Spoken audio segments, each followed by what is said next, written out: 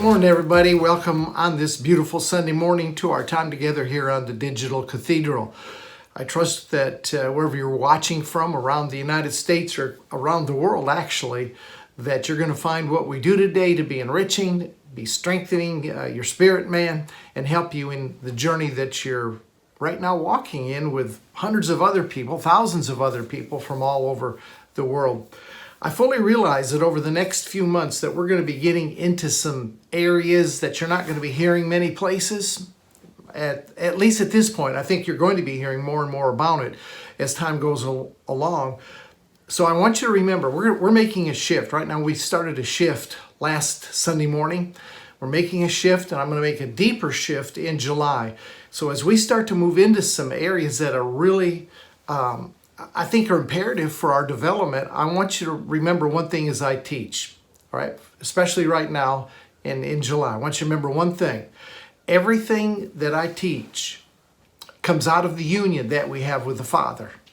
It comes out of the union we have with the Son, and it comes through illumination by the Spirit of truth.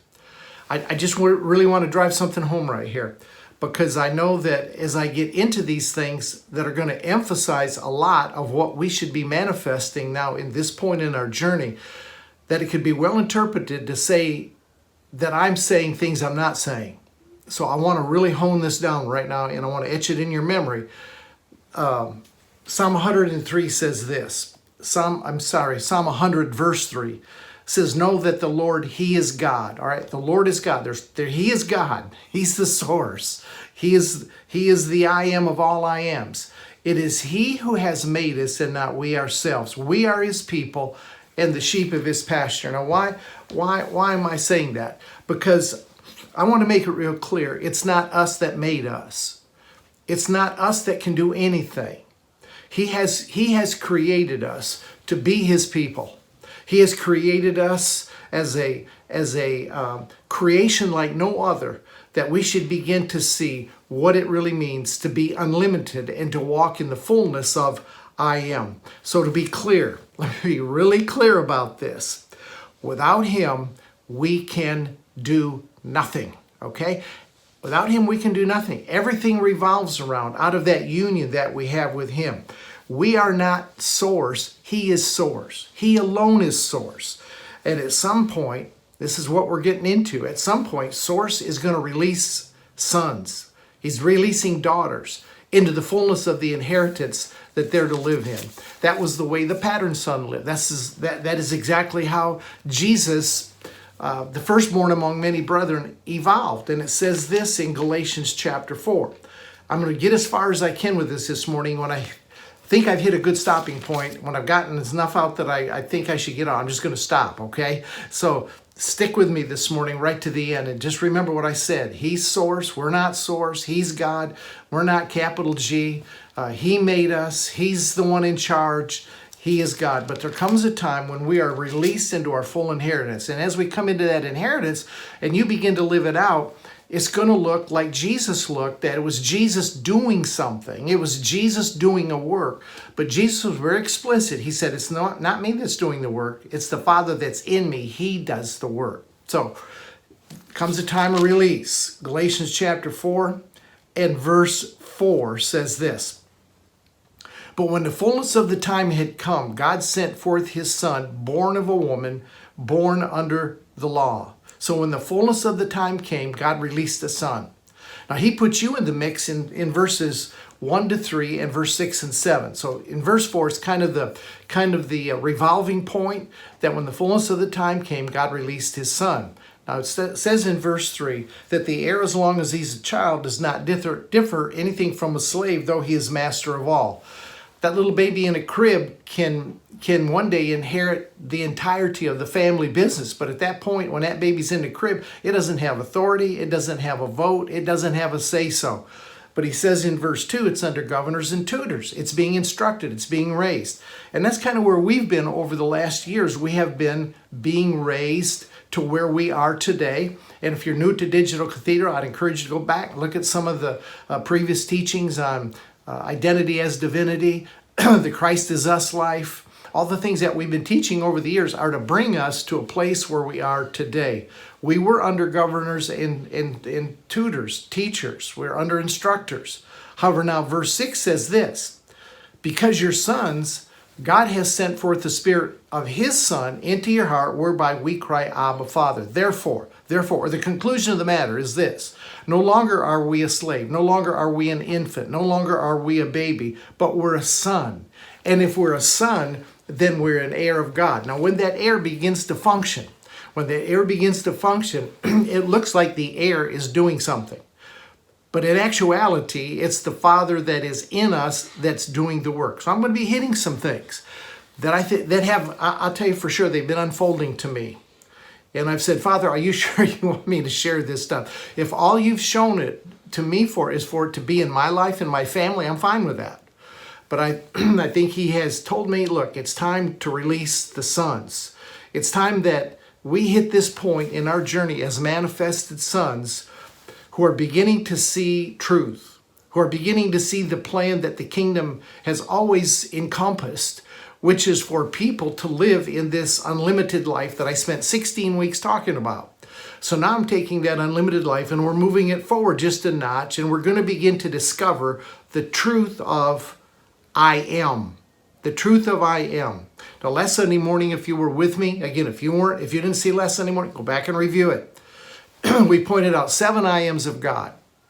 When Moses was sent back to the children of Israel, Moses says, who's going to send me? And God said, Moses, you tell them that I am sent me. And so through the old covenant, we watched man unveil the I am that I am, which means that whatever is needed, that's what He is.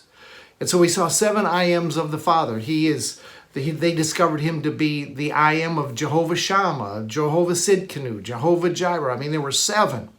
Then we looked at 7 declarations that Jesus made. He said, I am the bread of life. I am the door. I am the resurrection and the life. We went through 7 of those. And then we attached 7 I ams that you and I can readily see that should function in our life.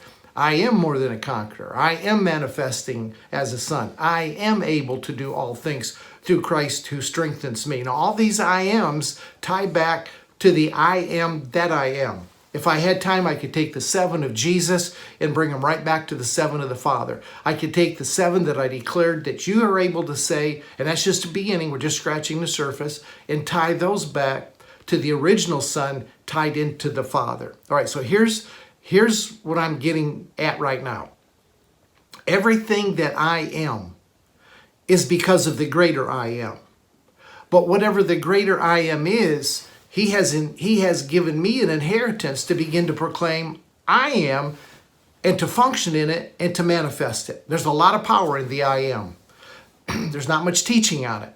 There's some out there, but not much. There's virtually no revelation on the multifacets of just those 2 words, I am. And we're gonna uncover some things. This is a component, an important component of that Galatians chapter 4, verse 7. Therefore, God has sent us no longer as a servant, as a slave, as an infant, as one who hasn't been endued with power and authority. He's sending us now forward as a son. So here's what's going to happen. The more that we're able to grasp the I ams, because that's a creative force in your life. Whatever you declare I am, that's what you'll create. Grasping who I am is going to eliminate all of the I am nots. I am nots. Every time God went to a man, He went to Moses. Moses said, here's what I want you to do. Moses said, I am not able. He went to Jeremiah and said, Jeremiah, I knew you before I formed you in the mother's womb. He said, I ordained you to be a prophet. I want you to go into the nations. And what did Jeremiah say? He said, I am just a youth. I am not able. I am not ready. He comes to Abraham. I mean, whoever he comes to throughout history and begins to give them a charge, begins to give them a vision, the immediate reaction is, I am not. I am not. So being aware of who we are and what I am is creating is being created by my consciousness and my thoughts. Let me say that again, because I kind of stumbled through it. Your consciousness and the thoughts that you think are creating the I am that you declare. Now, so that's going to open up some things to us right there. When I know who I am, see, we've heard a lot of teaching about who I am in Christ, but we have not made this declaration that really is our character. It really is who we have created. Our consciousness, our thoughts have created who I say that I am. And you'll never be more than you declare you am. Whatever you declare you am, that's what you're going to be. That's just the truth. So we're going to uncover a treasure in this field right here that maybe we didn't know existed. And you may well find that we stumble onto by revelation, that we stumble onto the link that has been preventing you from discovering a bigger, brighter, more dynamic kingdom that is well beyond your word of faith days. That's well beyond the impart gifts. Thank God for the gifts. But Paul said, if I prophesy, all these things are in part. But when that which is perfect has come, that which is in part will be done away. Now, it doesn't mean we don't function there, those things, but they're empowered by a greater force. Hebrews says at some point, look, at some point, Hebrews chapter 6 says, you need to move beyond the elemental things. You need to begin to move into maturity. And that's what we do at the Digital Cathedral. I'm not about just feeding you milk and pablum, right? That's why you never hear me do a teaching, very rarely, about opening your eyes to salvation, getting born again. Say, you've heard 6,000 messages on that your entire life. So Hebrews says at some point we need to move beyond the 6. Now everybody wants to get mature, but most of us could not even name the 6 fundamental doctrines. Now let me just see if I can name them for you. I memorized them after I was at a meeting one time, and it's been, 20 years ago. And the teacher was teaching, he said, all you want to move into maturity, but you can't even tell me what the 6 basic doctrines are from Hebrews chapter 6. He said, if anybody can name all 6, stand up.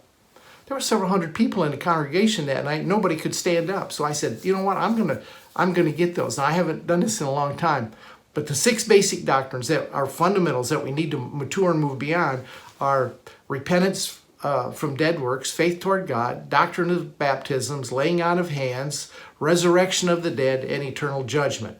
Aren't you glad for eternal judgment? They used to scare the heck out of me. Eternal judgment means you're going to be eternally judged righteous because that's how you've been judged at the cross. I could go through all 6 of those.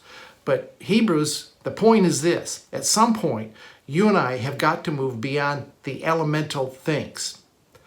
So I'm challenging you.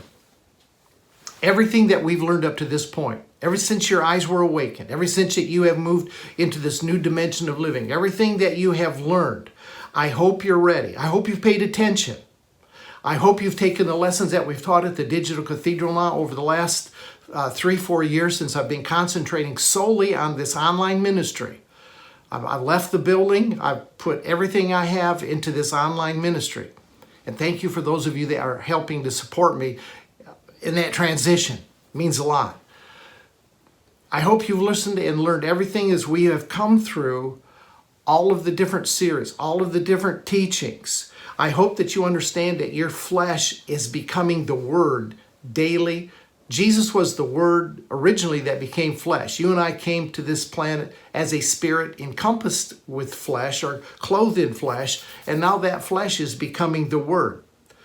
So it's by revelation, it's by impartation. It's not more teaching. It's really not more teaching we need. Teaching does not necessarily illuminate or enlighten us. I heard hundreds and thousands of teachings, and I've taught an awful lot of message for decades as a pastor. And I've learned one thing: teaching doesn't necessarily change people. I had people in church that I had pastored for 20, 25, 30 years that never changed. They sit there every week and heard the teaching, but they could quote scripture. See, teaching gives knowledge, but it's the application of that teaching. It's being able to walk that teaching out in daily life. That's the thing that really transforms us. So here's the thing. I can bring the revelation, but you have got to supply the illumination as the Spirit enlightens you. I can bring you the revelation. I can't bring you the illumination. That's between you and the Spirit of truth. But I hope you've paid attention over the last several years as the revelation has grown deeper, it's grown stronger, and it should be more entrenched in our life. Now, knowledge is interesting, I'll grant you that. I enjoy knowledge, I enjoy reading, I enjoy studying to get the knowledge. It can be a little entertaining sometimes. You pick up on stuff from people and you scratch your head at where in the world did they get that? But you know what? Sometimes it can be addictive. And we can become addicted to just wanting to learn more, thinking that in learning more, it will fit like where Jesus said, you're ever learning, but never coming to the knowledge of the truth. The knowledge of the truth is that illumination. It's when the Holy Spirit turns the light bulb on. I bring a revelation, or you watch a YouTube or another teaching, and they bring a revelation, and all of a sudden one day you're contemplating that revelation and the light comes out and you see it in a way that you never saw it before. Knowledge doesn't do that. Knowledge essentially does not give the power to change your life. The power to change your life comes by revelation from the Spirit of truth to your spirit.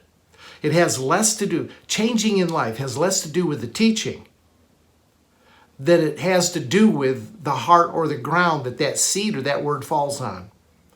You know what I've discovered? This is amazing. I have discovered I can listen to a teaching and all of a sudden I get a revelation that had nothing to do with the teaching. The teaching is over here and all of a sudden the Holy Spirit illuminates something over here. I don't know how that spirit connection takes place, but I bet you've experienced the same thing. You're hearing a teaching, all of a sudden truth comes to you from an entirely different perspective.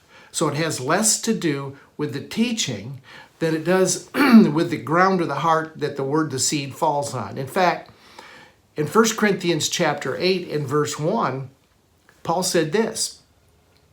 He said, knowledge puffs up. He said, but it's love that edifies. So if we really want to receive edification, then the love that we have within us has got to continue to expand. And I am will do that. I am is who you really are. I am is created by my consciousness, my thoughts. Your thoughts and your consciousness are a creative force. And what they're going to create, we're going to find, and we're not going to really get into this till July, but God made you to be a creator.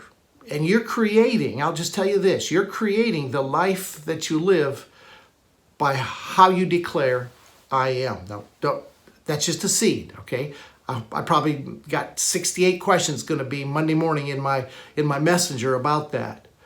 For example, if we say, I am is love, I am is a gift to mankind, then that's the power that we possess to become that I am. If we understand that, if you can apply, I am love. I am love. I want to say more, excuse me. I'm going to say more about that in just a minute. A couple of minutes, maybe 10 minutes. I am love. If that becomes your declaration, if we understand that and apply it and demonstrate it, it opens up a whole new world for us. Just the declaration, I am love. You're going to start to see people different, see the Father different, see yourself differently. You begin to love yourself. So the next few weeks, we're going to become very, very aware of what you add to your I am. And I'm not talking about positive confession. I got no problem. You want to make all kind of positive confessions, fine. I'm talking about a declaration that comes from what your consciousness and what your thoughts have actually created within you, that you know, that you know, that you know, that you can declare, I am. Because whatever you add to your I am, I am blank, whatever you fill that blank in with, you're going to begin to manifest. And it's going to become apparent not only to your life, but it's going to become apparent to the world that is around you, your declaration of I am. Now, doesn't mean you're going to have to go to everybody and say, I am, but they're going to see the fruit begin to grow in your life of who you know that you know that you know has been created within you by your consciousness and your thoughts that you declare I am. So let me ask you this morning, what do you want I am to be? What do you want I am to look like in your life? It's your call. Totally your call. We are the ones that individually set the bar on the I am in our life. And that bar can go just as high as you can consciously ascend in your I am. Now the question always comes, how in the world do I ascend consciously? Let me explain to you in just a minute how you ascend consciously. You ascend consciously to create the I am when you take your attention and your focus off your present limitations. Those limitations that you have in your life are an illusion. You're the one that has set the limitations in your life. If I am is able to do all things through Christ who strengthens me, then I am does not have a limitation except what we created by our thoughts, what we created with our consciousness. You take your focus off of those limitations and you place your focused attention upon what you desire to be. You've set your attention on what He has says, what the Father has says, the I am that I am has said that you am. And whatever He has says you am, you can declare I am. In Mark chapter 11, verse 23, come over there with me. Let's just look at this for an example. Can we do that? Mark chapter 11, verse 23. Those are very familiar verses, especially to all you Haginites out there that used to listen to a ton of Kenneth Hagin. I sure did for a long time. Learned a lot from that man. Thankful for him. It says in Mark chapter 11, verse 23. Assuredly I say to you, whosoever shall say to this mountain, be removed and cast into the sea. All right, so if I really believe that, I can say I am a mountain mover. The mountain isn't talking about a hill of dirt. It's talking about difficulties and problems. I am a mountain mover. I am able to look at that dilemma that most people say there's no solution to, and I am able to speak to that mountain, and that mountain has got to come into subjection under my I am. Now notice what he says, and does not doubt in his heart. So I can declare I am not a heart doubter. I am not a one who doubts in my heart. I am, right? And believes that those things which he says will be done. All right. I am a believer in what I say will be done. I am a believer in that. He will have whatever he says. Now that just tells you right there that until you can declare I am a mountain mover, I am one who believes that what I say will come to pass, that you're just treading water, because your I am is still limitation. I can't move mountains. I'm not sure that what I say is going to come to pass. See, you can't proclaim I am until you know you am. And then he goes on to verse 24 and says, therefore I say to you, whatsoever things you ask when you pray, believe that you receive them. So I can declare that I am a receiver of everything I pray for. I am a receiver of those things. I am. See, you begin to declare your I am. Here's what prayer is. Prayer is just aligning or coming into agreement of what I am has already made you am. That's what prayer is. Prayer is bringing your consciousness, bringing your thoughts into alignment with what I am that I am has declared you am. And he has declared I am a mountain mover. I am a proclaimer that what I say will come to pass. I am one who receives all that I pray for. See, it's a conscious laying a hold of the thing that you desire. It's your focused attention. I am. There's nothing about sacrifice in those verses. Nothing about you got to fast until you're skinny. There's nothing in those verses about jumping through spiritual hoops. There's nothing about sweating it, laying in bed all night, tossing and turning, wondering if it'll happen. All the Father asks, all he asks, those that he has placed all things into the hands of, that's you. Didn't we read where Jesus said, Father's given me everything I give you. All he asks is that you who have all things placed into your hands, you who have received all the promises of being yes and amen, you that have received everything that pertains to life and godliness, all he says is, I want you to say, I am, and accept your I am desire as being the I am desire of the Father. Do you understand that? That's all he wants you to do. That's all those verses 23, 24 are about, is bringing your I amness into alignment with what he said you are.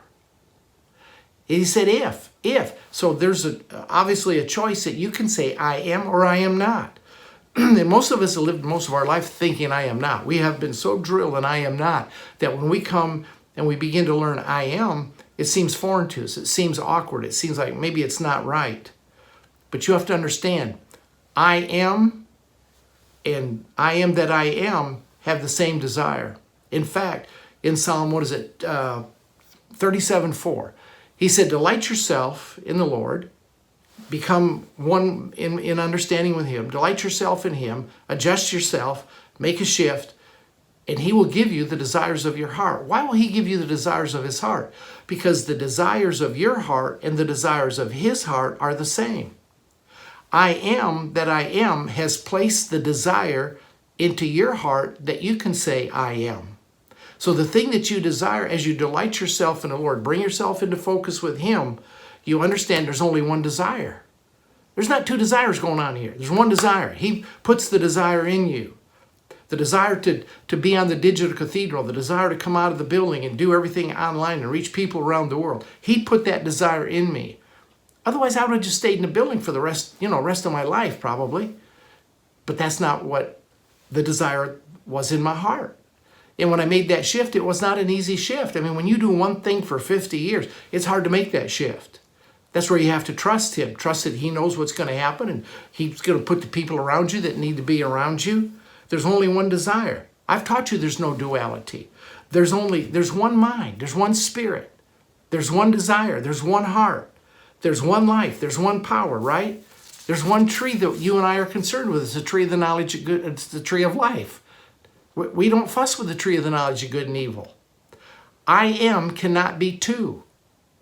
You cannot say I am love and I am filled with fear. Those two can't exist together because perfect love casts out fear. So if you say I am love and you develop in that and you grow in that and that becomes your consciousness, that becomes the thoughts that you carry, that's what you'll begin to manifest. But you can only manifest it at the place that you understand that the I am, who is love, has made it possible for you to be also I am love. The problem is most of us still stuck in dualism on some level. And when you're stuck in dualism, you get hung up. You can't move forward. Paul said a double-minded man is unstable in all of his ways. You can't say I am love and I am filled with fear. It doesn't work. Here's what happens. I told you that you take the way you ascend in consciousness is elevate yourself off of the limitations. So if you begin to say, I am love, your consciousness begins to elevate. But then when you come in and say, I am fearful, there's a pull downward. So you got a pull up and a pull down. And the result of that is nothing takes place. Understand? That's why dualism is so caustic. That's why dualism is so negatively affects us in every walk of our life. We've got to become single-eyed. We got to begin to see with one eye. We see that tree of life. We see what the great I am that I am is, knowing that what he is, he has declared you to be as well. There's only one I am. So the concept that you carry of yourself, such as I am strong, I am secure, I am loved, that determines the world you live in. You'll never find somebody that says I'm angry, I am hostile, I am mean-spirited, I am going to get even. You'll never find that person living in peace that can say I am peace. I am filled with peace. You'll never find that. Why? Because that's not the world they've created for themselves. The world that you live in, you created because you knew I am strength, I am love, I am secure, right? Your I am is entangled with the I am that I am. And you create what you say I am. He's empowered you to do that. He has empowered you to create your I am, knowing that you're one with the I am that I am. I hope this is coming across to you.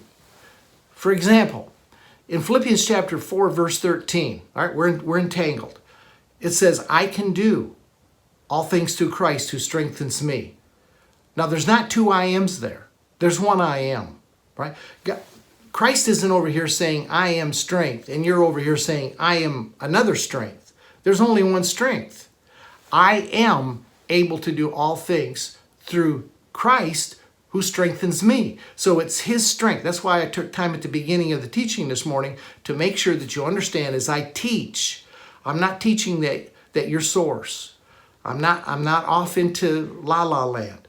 I'm saying there's one strength. I am strengthened with his strength, which enables me to say I am able to do all things through Christ who strengthens me. Do you understand what I'm saying? So there's an entanglement. There's always an entanglement with the I am that I am, with what you declare I am. So God's not over here saying one thing, you're over here saying another thing. You got to get this. It is we are in union. There is a oneness, there is a unity of the Father, the Son, the Holy Spirit, and they now brought you into that circle of I amness. That's part of what your inheritance is. Your inheritance, Galatians 4:7, when he says, okay, no longer are you this little toddler under governors and tutors and teachers. I'm releasing you now into being a son. And Jesus declared, I am the bread of life. I am the way, the truth, and the life. I am the door. See, Jesus could say with confidence and boldness out of his spirit because he knew what his I am was. Now, we've made some positive confessions, but we didn't really believe it. So we didn't create it. We didn't create that within us through the strength and through the illumination of the Father. We were trying to make something happen with positive confessions. And positive confession is not the way you make things happen. The way you make things happen is to begin to create out of your thoughts and your consciousness, and you begin to build your I amness. Are you tracking with me? Now you understand. We're tied with him. In fact, let me read this. This is a good time to put this one in here. Colossians chapter 1. Colossians chapter 1.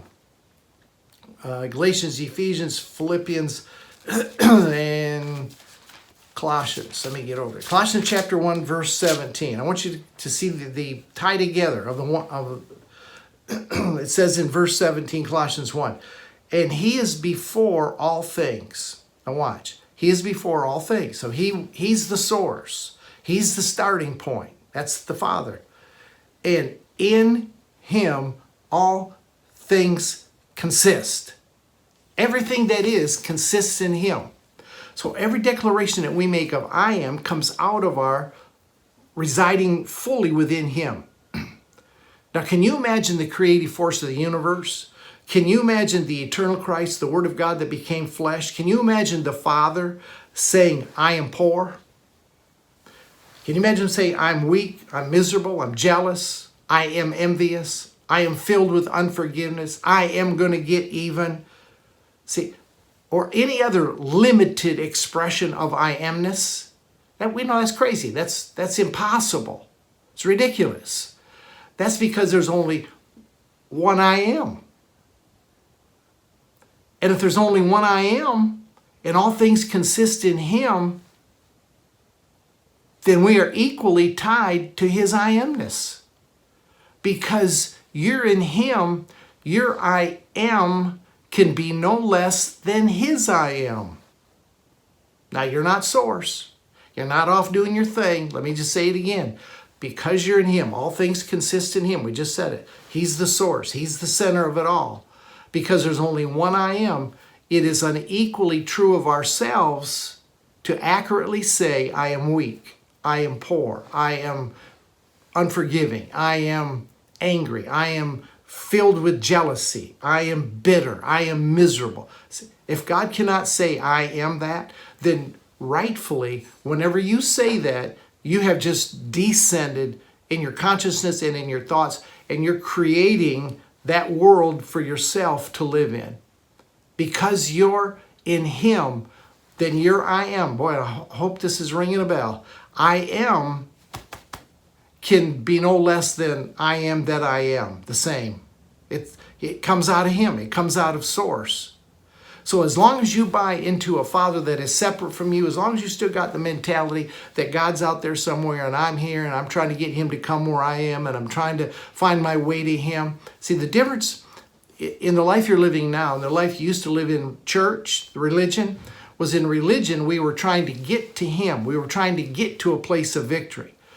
What he's awakened us to is the idea that we're living from a place of victory. We're living from a oneness in him. We're living from the I am that I am, so I can declare I am. We're living from that place. We're not trying to get there. No longer trying to get there.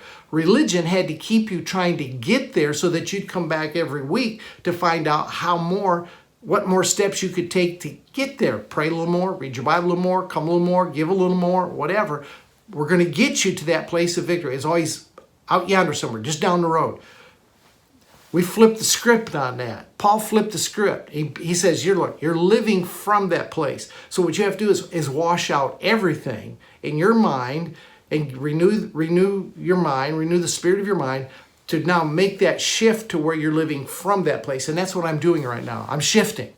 I'm hitting it from another angle of getting you to live from the I am that I am by letting you know that what he is, you is. But as long as you got him apart from you, if you still got that old religious mindset, you're trying to get to him, you're going to continue to transfer the power of a false I am into your world, and you're going to create the world that you're asking for, but not the world that you necessarily desire. Why does the scripture say, let the weak say, I am strong? Why does the scripture say, let the poor say, I am rich? It's because when the weak begin to make their world, I am strong, circumstances, decisions, leadings, perceptions lead you to that place of strength. When the sick say, I am well, then the sick begin to create a world of wellness. Now, the time to do this is not when you get sick. Man, it's hard to make up that kind of ground. When the doctor comes in and says, you got cancer, it's hard then to kick into this. The time that you need to say, I am strong, I am whole, I am healthy, I am rich, is the time when you have it. When you have health, when you have strength, when you have insight. It's like this morning. This morning when we're done, you just need to look in the mirror and say something about I am. And you say, man, I don't know if I am a mountain mover. I don't know that I'm more than a conqueror. Then you need to get your thoughts centered on that. You need to get focused attention on it. And you need to get your thoughts and your consciousness off your weakness, off your sickness, off your problems, off your dilemmas, and stop saying, that's what I am. Set your I am. Set your I am on what the I am that I am desires for you and wants you to be. The scripture says that as a man thinks in his heart, so is he. See, your heart is the garden. It produces. Your heart doesn't have a mind of its own. It receives what your thoughts and your consciousness plant into it. So when you plant in there, I am weak. When you plant in there, I'm poor. He's going to give you a harvest of that. The heart says, okay, we'll produce that. But when you change it, when you start putting different seed in there, see, then all of a sudden that seed, your heart, as a man thinks in his heart, it begins to grow an entirely different harvest. See, you're a co-creator. I've just got to say it. You're a co-creator with him. In 1 Corinthians, you're probably going to hear that a lot over the next months because it's time we began to do the creating. The world has created a mess for far too long. The world we live in is a product of our creation. It's a product of collective consciousness. There's not a shortage of anything in the world. There's not a shortage of water, a shortage of money, a shortage of food. It's that we have not proclaimed I am as a collective consciousness. And so what we've declared is I am fearful. So whenever you're fearful, that creates shortage. I mean, just look at a few months ago when this crazy pandemic started. And everybody rushed to buy, of all things, toilet paper. And so fear made a shortage. It wasn't there was a shortage. Everybody's going to use as much as they always did, and the shelves were always full. But see, fear created the shortage. We blame the manufacturers. Kick out more. Look, well, however much they made was going to be gone because fear was running rampant. Fear created that environment. The collective consciousness of man. I'm telling you today that the collective consciousness of man has got to come back to I am, what the I am that I am says, and he's just going to wait. He didn't create this mess.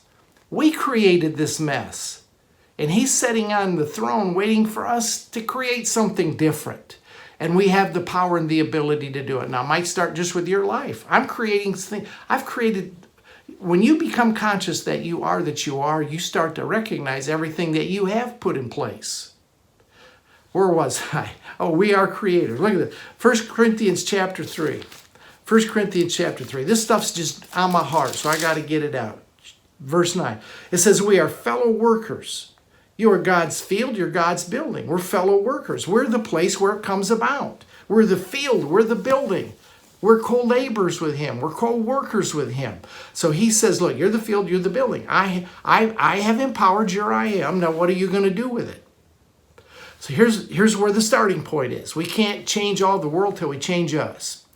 Align the conception that you have of yourself, that you can say I am, align that with the Father's conception of himself. What did the Father say I am? He said, I am Jehovah Jireh. I am Jehovah Sidkenu. I am the victory. I am the banner of victory. I am the healer. I am the provider. See, you begin to make those declarations over your life that are in agreement with his I amness. And when you come to the place where you are declaring what he also is, then you can say, if you have seen me, you have seen the Father.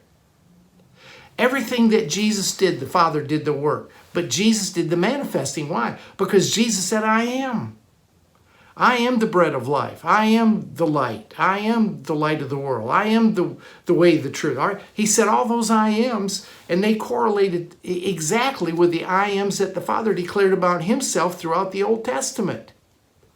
We were created to be creators, and Jesus recognized that in John chapter 14, verses 12, 13, and 14. Jesus said, guys, I'm going away, but it's better for you that I go away. Because he said this in John 14, 12. Most assuredly I say to you, he who believes in me, he who believes in me. See, the way you believe in him is to say, I am what he am. Didn't Jesus say you're the light of the world? Then why are we living in darkness? Why is our world in darkness? It's because we have not been, I am the light of the world. He said we're the light of the world. That we're a city set on a hill. I don't know anybody declaring, I am a city set on a hill. I watch a lot of teachings. I've not heard anybody declare, I am the light of the world. I am. But see, when our I amness, starting here at the Digital Cathedral, we start to declare that's who we are. Jesus said, look, in verse 12, whoever believes in me, he said, the works that I do, will he do also. I'm not hearing anybody declare, I am a worker of the works of Jesus. But Jesus had more trust and more confidence in our I amness than what we do, because he went on to say, the works that I do will you do, and greater works will you do, because I'm going to the Father. So when he gets to the Father, our consciousness of I amness should be increasing. Everything produces after its own kind. Everything. When God produced us, when I am that I am produced us, what do you think he produced? When he blew the breath of divinity into our lungs at the very start, and there's no place else you're going to get breath, my brother, but from him, and it's divine breath. When he blew breath into man, he blew into man everything that he was. Now again, we're not source. Bear in mind everything I said at the start of the teaching. But whatever he is, we is. He has blown it into our lungs. Whatever God has put in us, it's incorruptible seed.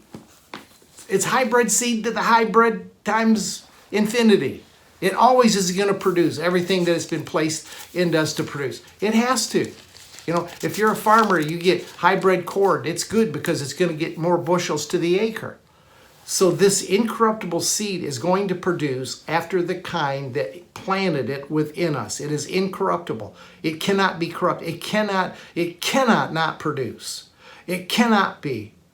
But see, what's happened is we've bought into this lie. What God said the incorruptible seed will produce, it will produce the image, it will produce the likeness of the one that planted it. But see, the big lie, the natural process which we have come through because of our religious culture and the natural world that we live in, they have joined us to this big lie, and the lie is that we are separated from source, that you are not entangled with source. That's the big lie. And our behavior culture taught us what our identity is. Teachers told you, look, you're not going to be a doctor. You ain't got it to cut.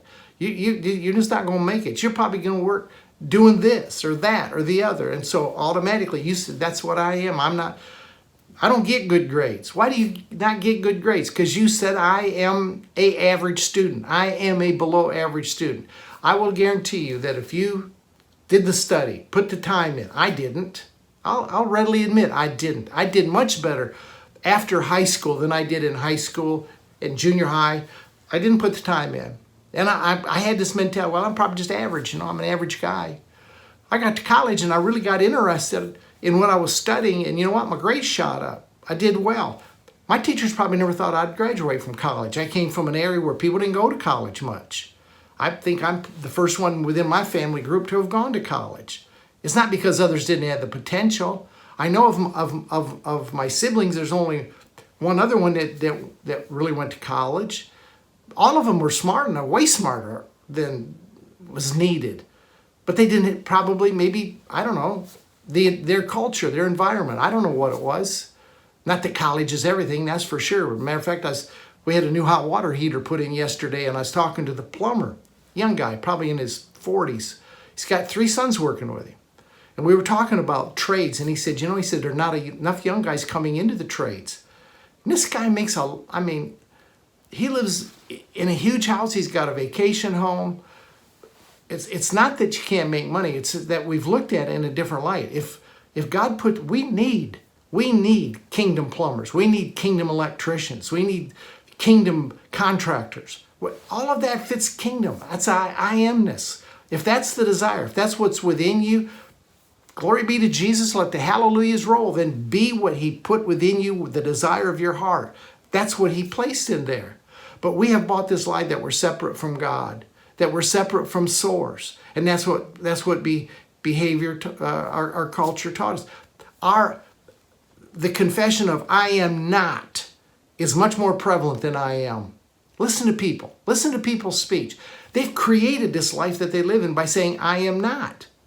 I am will shed the light of truth on that separateness.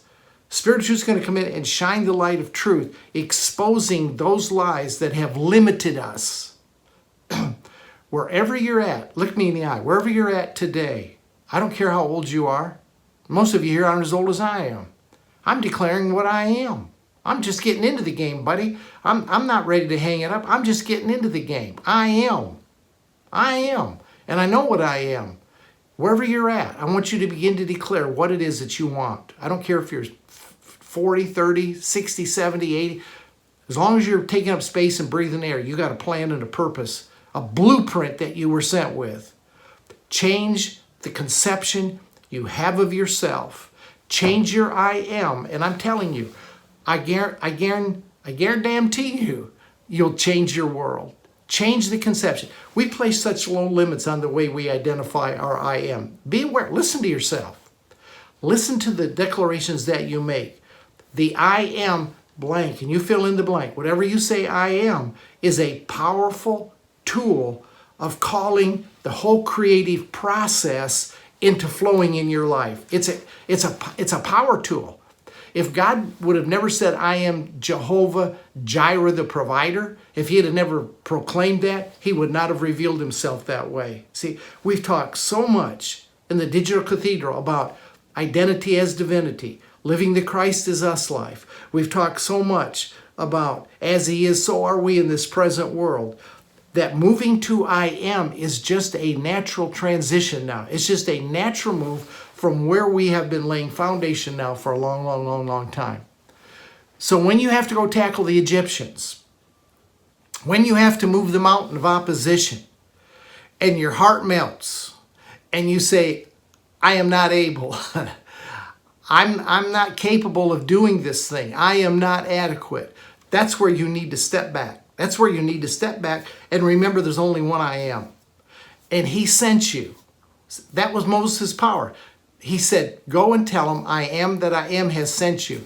And by saying, listen, by saying I am that I am has sent you, you're saying I am sent. I am here as I am that I am. You recall your authentic identity. You recall the incorruptible seed that's placed within you. When you're standing before the mountain, that's not the time to say, I am not. When you're standing before the Egyptians, before Pharaoh, that's not the time. That's the time you call back on everything that you've learned, all that has been planted within you. And you begin to know that I am. And I would encourage you before time, that's when you begin to declare it. And as you align your I am with his, and you say, the I am that I am has sent me. Therefore, I am enough. Have you got it? All right. I would encourage you to go back and listen to this a time or two, because we're going to keep building on this. And come July, man, we're going to hit another shift. But I want to begin to get this I am that I am into your life so that you can proclaim I am as well. All right, God bless you. We'll talk a little bit more about it on Wednesday night. See you back next Sunday morning, same time, Digital Cathedral. God bless you and have a great week. Thank you for sharing this on your wall or your group. It means a lot.